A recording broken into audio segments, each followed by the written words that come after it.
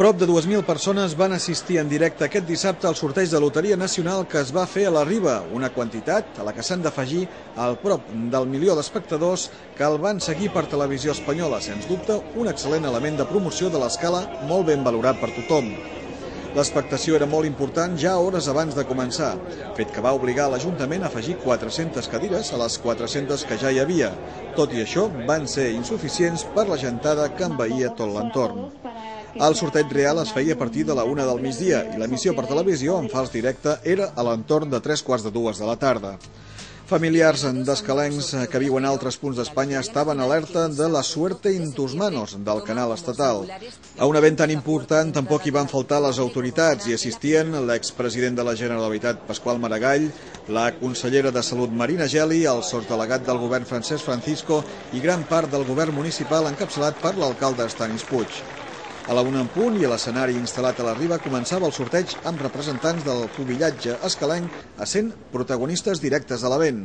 L'Arantxa Berja, la Carla Majoan, la Marina Ballesta, la Laura Ruiz, la Maria Bosch, l'Oriol Fuster i en Xavier Ballesta s'encarregaven de treure el cartell amb el número de la bola que havia sortit. En Goran Minic era l'encarregat de portar el pulsador que parava els bombos i acompanyaven el grup a l'escenari la Pubilleta i l'Arauet, l'Alexia Pallarès i l'Esteve Ribas. El sorteig es va desenvolupar sense cap mena d'incident seguit per molta atenció pel públic. Des de l'Online s'ha volgut agrair la rebuda dels escalencs. La escala se ha vendido el 300%, se ha triplicado las ventas en la localidad de Escala. Y en Gerona, concretamente, en la provincia de Girona, ha subido el 8,39%. Es decir, las ventas impresionantes y además lo más mal sobre todo es el cariño de las personas con las que nos han acogido aquí en esta ciudad tan bonita, tan maravillosa. Fèlix Pons, que amb la seva perseverança aconseguia que el sorteig arribés a l'escala després d'anys de gestions, estava en un núvol, satisfet d'aconseguir un somni. I encara més quan es coneixia que l'anxova milionària ha estat l'administració número 1 en el rànquing de vendes de tot Espanya. Home, com em sento? Doncs encara bastant nerviós i atabalat. Han estat uns dies de molt de nervis. Ara suposo que ha arribat un moment de relaxar-se i d'acabar-ho de pair o no encara?